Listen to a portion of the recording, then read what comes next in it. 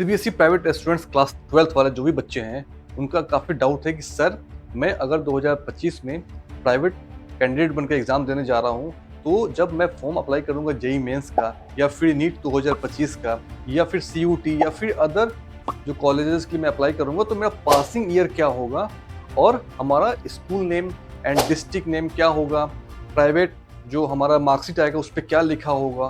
तो ये काफ़ी बच्चों का डाउट है और ख़ासकर जब वो नीट का फॉर्म अप्लाई करते हैं तो उनका डिस्ट्रिक्ट पिन कोड क्या होगा, स्कूल नेम क्या होगा, ये काफ़ी डाउट है बच्चों का जो हमसे बार-बार पूछा जा रहा है और वो परेशान है कि प्राइवेट हम एलिजिबल हैं या नहीं हैं।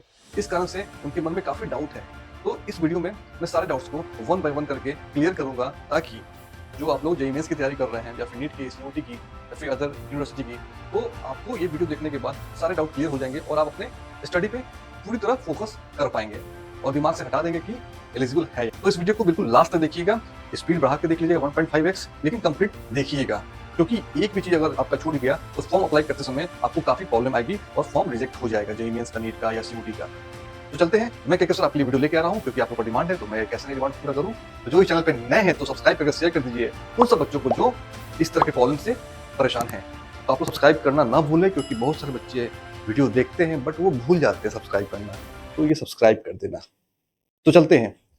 तो सबसे पहले सीबीएसई प्राइवेट स्टूडेंट 2024-25 या फिर 2023 वाले बच्चे अगर एलिजिबल हैं जेईई मेंस के लिए, तो वो कैसे फॉर्म को अप्लाई करेंगे। तो कैसे फॉर्म को अप्लाई करेंगे ये बड़ा इशू नहीं है, बट जो फॉर्म में पूछा जाता है कि हमें पासिंग ईयर क्या होना चाहिए, हमारा पासिंग ईयर क्या होना चाहिए। तो सबसे पहले पासिंग ईयर के बारे में हम डिस्कस करते हैं। जो कंपार्टमेंट है, जिनका इंप्रूवमेंट है, जिनका एसेंशियल रिपीट है, एडिशनल सब्जेक्ट्स मैथ, बायोलॉजी या फिर फिजिक्स, केमिस्ट्री, ओके, उसके बारे में मैं डिस्कस करूंगा सेपरेटली एडिशनल वाले के लिए। तो जो बच्चे कंपार्टमेंट का अप्लाई कर रहे हैं उनका पासिंग ईयर क्या होगा अगर वो 2025 से बोर्ड एग्जाम दे रहे हैं, तो सिंपली आप लोग बिल्कुल ध्यान से देख लो कि आपका पासिंग ईयर सिंपली 2025 होगा। इसमें कोई इफ बट नहीं है। बट कुछ बच्चे का डाउट है और वो डाउट बिल्कुल सही है क्योंकि जब बच्चे फर्स्ट कंपार्टमेंट दे रहे हैं यानी फर्स्ट टाइम अगर रेगुलर बोर्ड का एग्जाम दिए, फॉर एग्जांपल 2024 में वो बोर्ड का एग्जाम दिए और वो फर्स्ट कंपार्टमेंट यानी को कंपार्टमेंट आ गया और फर्स्ट कंपार्टमेंट वो स्कूल के थ्रू अप्लाई करवा लिए, या फिर जो बच्चे प्राइवेट फर्स्ट टाइम एग्जाम दिए एसेंशियल रिपीट का 2024 में, उनको फिर से कंपार्टमेंट आ गया और वो बच्चे अगर जुलाई मंथ का जो कंपार्टमेंट एग्जाम अगर क्लियर कर लेते हैं तो उनका पासिंग ईयर 2024 ही रहेगा। यह ध्यान रखिएगा।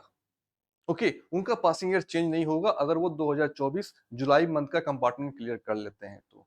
बट अगर 2025 में वो जा रहे हैं तो वो 2025 उनका पासिंग ईयर होगा, रोल नंबर भी आपका नया बन के आएगा। अब बात आती है एसेंशियल रिपीट वाले बच्चों की। इनका भी डाउट है तो इनको भी बिल्कुल 2025, इनको 2025 यानी 2025 is your passing year. Clear? Very good. अब बात आती है इम्प्रूवमेंट।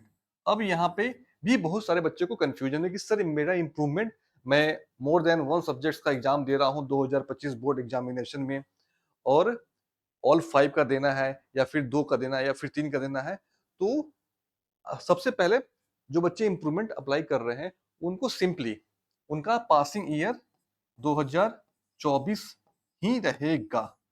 पासिंग ईयर 2024 ही रहेगा, ये आप लोग ध्यान से सुन लो। कुछ बच्चे बोलते हैं सर फिर से माइग्रेशन मिलेगा इंप्रूवमेंट वाले बच्चों को, बिल्कुल नहीं मिलेगा। तो आप लोग का इंप्रूवमेंट आप 2 में दो, 3 में दो, 5 में दो, फिर भी आपका पासिंग ईयर 2024 ही रहेगा। क्योंकि बहुत सारे बच्चों को डाउट है कि सर 2025 में मैं ऑल 5 सब्जेक्ट का एग्जाम दे रहा हूँ इंप्रूवमेंट का, तो मेरा पासिंग ईयर चेंज हो जाएगा? बिल्कुल नहीं चेंज होगा, आपका 2024 ही पासिंग ईयर रहेगा।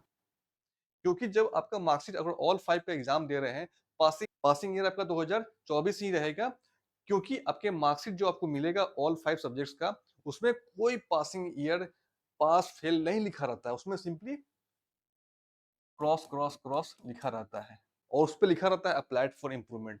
This is not your passing certificate. तो आपको 2024 का पासिंग सर्टिफिकेट दिखाना है, ये ध्यान रखिएगा। और आपको परसेंटेज दिखाने के लिए आपको जो इम्प्रूवमेंट का मार्कशीट है अगर इम्प्रूव कर जाता है तब वो मार्कशीट आपको लेके जाना है, दिखाना है।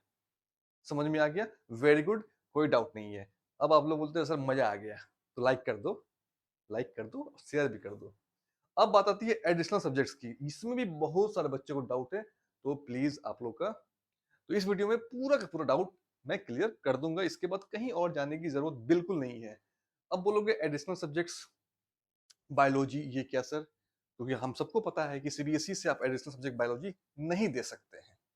ओके, अगर आप पीसीएम से पास आउट हैं तो आप एडिशनल बायोलॉजी सीबीएसई से नहीं ले सकते हैं, ये नियम है। मैथ ले सकते हैं, बट ये कौन सा एडिशनल है सर बायोलॉजी? तो जब जो बच्चे 6 सब्जेक्ट लिए हैं, फिजिक्स, केमिस्ट्री, मैथ, इंग्लिश और बायोलॉजी, और एक एडिशनल कंप्यूटर साइंस या फिर कोई और सब्जेक्ट लिए हैं, तो होता क्या है कि बहुत सारे बच्चे 5 सब्जेक्ट में पास कर गए, बट उनका जो मेन कोर सब्जेक्ट है बायोलॉजी, केमिस्ट्री, फिजिक्स, ओके, वो चला गया एडिशनल में, और जो एडिशनल वाला था वो आ गया आपको मेन में, और आप पास डिक्लेयर कर गए। अब आपको अप्लाई करना है नीट का, तो आपको फिर आपके दिमाग में आता है मेरा पासिंग ईयर क्या होगा।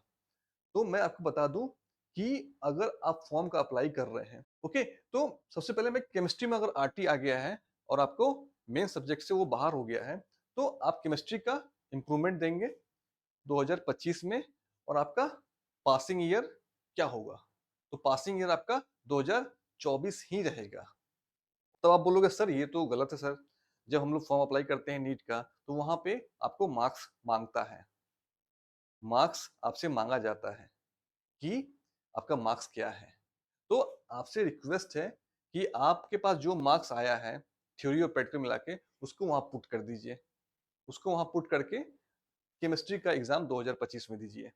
काउंसलिंग के टाइम में आप जब केमिस्ट्री में पास कर जाएंगे तो काउंसलिंग के टाइम में आप दिखा देना, क्योंकि आपका पासिंग ईयर 2024 ही है। समझ में आ गया? उसी तरह फिजिक्स, फिजिक्स का भी अगर आरटी चला गया है, एडिशनल में चला गया है, तो आप एग्जाम जब देंगे इम्प्रूवमेंट का, या फिर 2023 2022 वाले बच्चे हैं वो भी दे सकते हैं एडिशनल फिजिक्स का, तो उनका भी पासिंग ईयर वही रहेगा। आपके पास जो मार्क्स है प्रेजेंटली उसको आप पुट कर देना है सिंपली, कोई डाउट नहीं है। बात आती है बायोलॉजी का।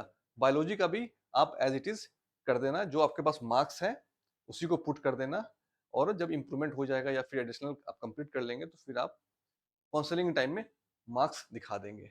तो पासिंग ईयर आपका 2024 ही रहेगा, या फिर 2022 या फिर 2023 जैसा है आपका। पीसीएम वाले बच्चों का क्या है, अगर वो 6 सब्जेक्ट्स लिए हुए हैं, 5 में पास हैं, और जो मेन सब्जेक्ट है फिजिक्स, केमिस्ट्री, मैथ अगर चला गया है एडिशनल में, तो उनको भी उनका भी पासिंग ईयर 2024 ही रहेगा। और जेई मेंस वाले बच्चे को मार्क्स लिखने की जरूरत नहीं है, टोटल परसेंटेज लिखना है आपको, नंबर ऑब्टेन और आपका परसेंटेज आपको लिखना है बस। और ये ध्यान रखिए कि 75% नीड नहीं है जेई मेंस का फॉर्म अप्लाई करने का। बहुत से बच्चे को कंफ्यूजन है कि सर मेरा 75% नहीं है, मैं जेई मेंस का फॉर्म अप्लाई नहीं कर सकता हूँ। तो ऐसा बिल्कुल नहीं है। जेई मेंस का फॉर्म हर बच्चे अप्लाई कर सकते हैं जो 12th पास आउट हो चुके हैं। बस एनआईटी आईआईटी के लिए उनको दिक्कत है।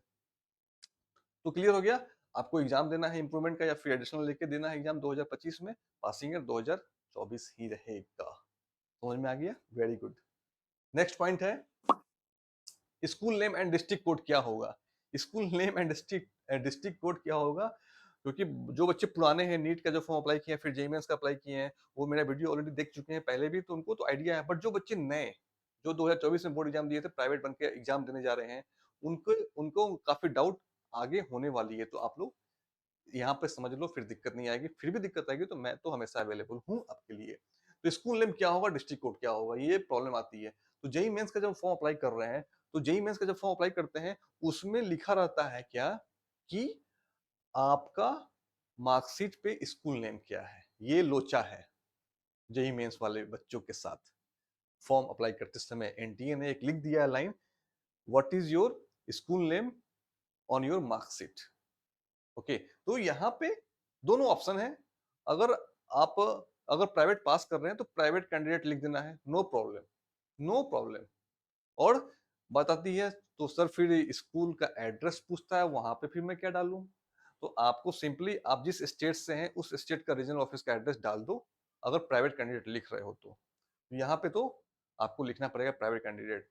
बट बहुत सारे बच्चे गलती मतलब लिख देते हैं स्कूल नेम भी, तो वो भी चलेगा, बट एग्जैक्ट प्राइवेट कैंडिडेट लिख दो। स्कूल नेम की जगह पे आप अपना रीजनल ऑफिस का एड्रेस डाल दो, क्योंकि आप डायरेक्ट सीबीएसई से आपका एग्जाम हो रहा है, आप कॉन्टेक्ट में हो।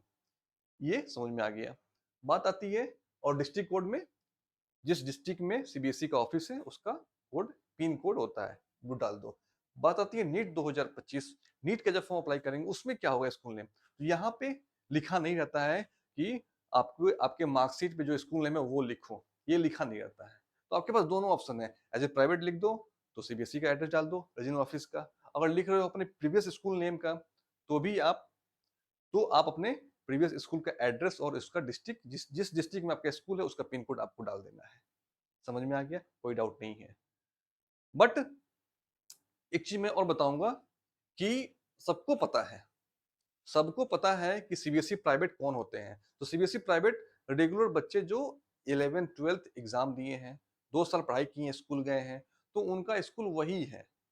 क्योंकि सीबीएसई डायरेक्टली प्राइवेट नहीं लेती है एक्सेप्ट दिल्ली वाले बच्चों के लिए, और वही बच्चे कौन से, गर्ल्स यानी वुमेन दिल्ली की जो है वही as a direct private 10th के बाद 1 साल गैप के बाद वो एडमिशन 12th में ले सकती हैं, और जो फिजिकली अनफिट है पीडब्ल्यूडी बच्चे वो अप्लाई कर सकते हैं। तो उनके अलावा जो भी बच्चे हैं वो बिल्कुल आउटसाइड ऑफ दिल्ली, वो प्राइवेट डायरेक्टली नहीं होते हैं, उनको पहले रेगुलर एग्जाम देते हैं, तब फेल करते हैं या कंपार्टमेंट लगता है या फिर इंप्रूवमेंट दे रहे हैं तो प्राइवेट होते हैं।